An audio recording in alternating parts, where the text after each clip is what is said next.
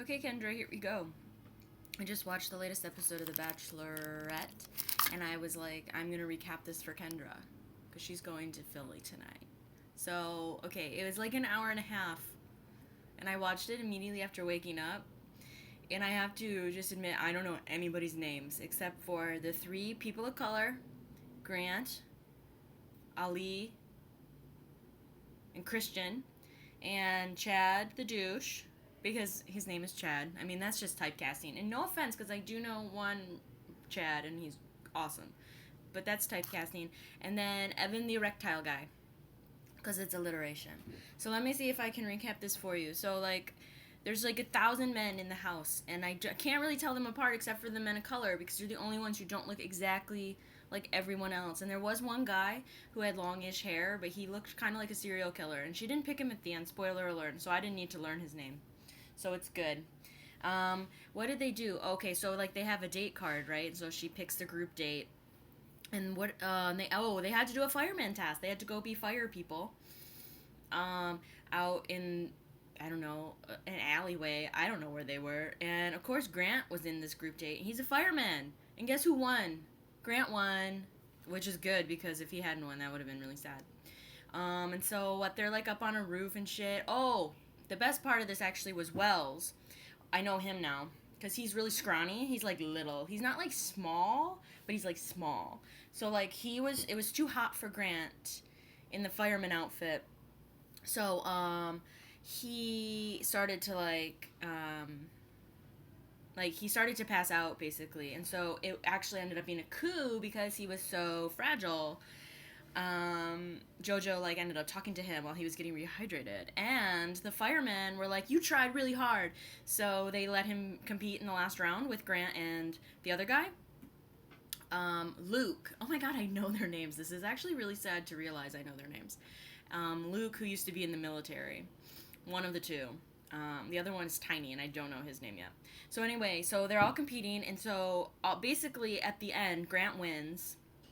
He's one of the people of color, one of the guys of color, who is a professional fireman. But it's kind of like whatever. They like have alone time, but it's like 5 minutes, like seriously behind a curtain. So it like amounts to nothing. And then she ends up giving the group date rose to Wells, the guy who couldn't do any of the tasks because he was too fragile. Now let me put it this way: I think it's fine that not all guys can do that. Not all women can do that. That's fine. But the way that everyone was talking about him and to him, like the firemen allowing him to like do the last, like to be in the top three, was so condescending and patronizing, and he just was like going with it. He was like, "I'll take it. Like I don't care that everybody's pitying me." So that tells me a lot about Wells. So she gives the date to Rose. No, she gives the rose to Wells, and then they go home, and so it's one-on-one date time. Who gets picked? I don't know. I don't know his name. I don't know. But they end up taking a plane to San Francisco. So they're somewhere in California. I don't know how long that plane ride would be if they were in LA, but whatever. They have a picnic under the Golden Gate Bridge or some shit like that. He opens up and says that the reason he's not into relationships until now with JoJo is because, he was cheated on in his last relationship. And so that made her feel good about him because he was vulnerable with her. And then I'm sure other things happened. I don't know. It was nighttime at some point. I don't know. I know they made out, whatever. Meanwhile, back at the ranch, all the guys, because there's one guy there whose name might be James, because there's like 5 people named James. They all fucking look alike. One of the guys named James, who may be named James, has a guitar, and he fucking uses it all the time. He is that horrible guy who goes to all the parties with his guitar and just like makes everybody listen to him sing. And you're like, I don't want to listen to you fucking sing. So he's like, it's the best part is actually that they're all like by the pool, except for Chad, because Chad is not a joiner. And they're all singing this song about JoJo, and it has lyrics, it has a tune, they all know it. And the best part is that there's some dude in the background who has like a notepad paper, like yellow line paper. You can tell like they wrote down the lyrics, and I'm not kidding you, the majority of the lyrics are just the word JoJo. It's like, that's the chorus. It's basically JoJo, JoJo, like, and they're so proud of themselves. Meanwhile, Chad is like, what the fuck? And I actually agree with him. Like, honestly, like, what the fuck? Like, I understand you have nothing to do at the ranch but, like, drink all day and, like, hang out in the sun and, like, listen to fucking Guitar James, like, play his fucking guitar. But it's lame. At least, like, make something a little bit better. A little catchier, maybe. A little bit more of a Carly Rae Jepsen, maybe. So then there's another group date, and they go to ESPN Studios, and they go to a place called, a show called Sports Nation, which I've heard of, but never seen.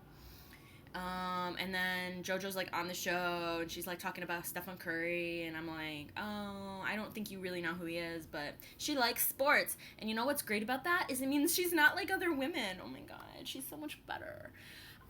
So they play some games. Like, they have to do, like, a weird, like a touchdown dance with a giant rose. And, it's very uncomfortable. And then, I don't know if they do something after that. Oh, yeah, I think they do, like, they have to spin around with, like, a bat or something. And then they have a giant ring that they have to go and propose to her with. And Chad, like, upends the game because he's like, just, will you marry me or something? And she's like, what do you love about me? And he's like, I don't know you, so nothing. So again, on Chad's side, because Chad recognizes that this is all bullshit. But it's hard to really be on the side of somebody who recognizes all bullshit when they're actually on The Bachelorette. He's like, these guys are so pathetic singing all these songs to JoJo and talking about how much they love her. Like, I'm such a man. And it's like, first of all, you're a luxury real estate person in Tulsa, Oklahoma. This is not an offense to anybody from Tulsa. I mean, it probably is incredibly offensive to people from Tulsa, but whatever. What? Like, what kind of luxury apartment building is going on in Tulsa, Oklahoma? Or anywhere BT dubs in that area of the country? Second of all, I think he has roid rage, and I'm pretty sure we're going to see that come out next week, because there will be blood. Oh my god, there's going to be blood next week. What else, though, was I going to say? Oh, so Chad is like a total douche, but he's on The Bachelorette, so you can't have any respect for the way that he's being a douche, because he's mostly being a douche by pointing out how stupid all the other men are. But, again, you're on The Bachelorette, so, like, I can't take you seriously. So, anyway, they all do that, and then they go into, like, a press conference thing, and they have to, like, all, like, talk about the day, and blah, blah, blah. And then all the guys are like, we don't think Chad should get JoJo. And then Chad is like, I was just being honest. Like, it's just being honest. Like, I don't know her. Like, y'all are, like, singing songs and talking about what you love her. You're like, you're not men. You're lying to her. And again, true. None of that is false. But you're on The Bachelorette, Chad. You're on The Bachelorette. So all the men hate Chad, and they keep talking about how much they hate Chad, and Chad loves it because, you know, he's a luxury real estate developer or whatever the fuck in Tulsa, Oklahoma. He used to be a car salesman. So then they all just go back to the thing, and then it's the rose ceremony time, and then I swear to God, I swear, hand to heaven, that Chad spends the entire time, when he's not trying to hone in on JoJo's time, because they did make out at one point. And his mom died, so that's sad. But he has a dog now. It's a tiny dog, which is great, because you know how I feel. I don't know if you know how I feel about this, but men with tiny dogs, it's like, oh my god, it's like the best. So he spends his whole time, creeping up on JoJo and taking her away from the other guys. And then the rest of the time, he's just basically is walking around with hunks of deli meat, just eating them. And he's doing it in his camera interviews. He's just like chuckling menacingly, and he's chewing his meat. And I swear to God, he was still chewing his meat during the actual rose ceremony. So that was fun. All the men hate him. The little tiny Marine, he's tiny. He started to get confrontational with Chad, but it didn't really end up going anywhere. And then she ended up picking Chad. He was the last pick. And the three guys she got rid of, I don't know. She got rid of that guy with the long hair. And the other two, one was the Bachelor superfan, but I don't know his name. It's probably James, let's be real. And that's about it. And so next week, there's going to be fisticuffs. There's gonna be blood, because Chad is like, seriously, he's on steroids. Like, there's no way. He's got like bulging veins. At one point, he was lifting himself up on like a wood beam, and he had like his luggage attached to him so that he could get like more resistance. He has weird veins. It's gross. He's gross. Ugh. So I don't know who I want. I mean, they all kind of are horrible. So I don't know who I want to win yet. We'll see. Just as long as it's not that fucking guy with the guitar. Like, screw him. Like, take your guitar and go home, sir. Next week's 2-episode parter, so get ready.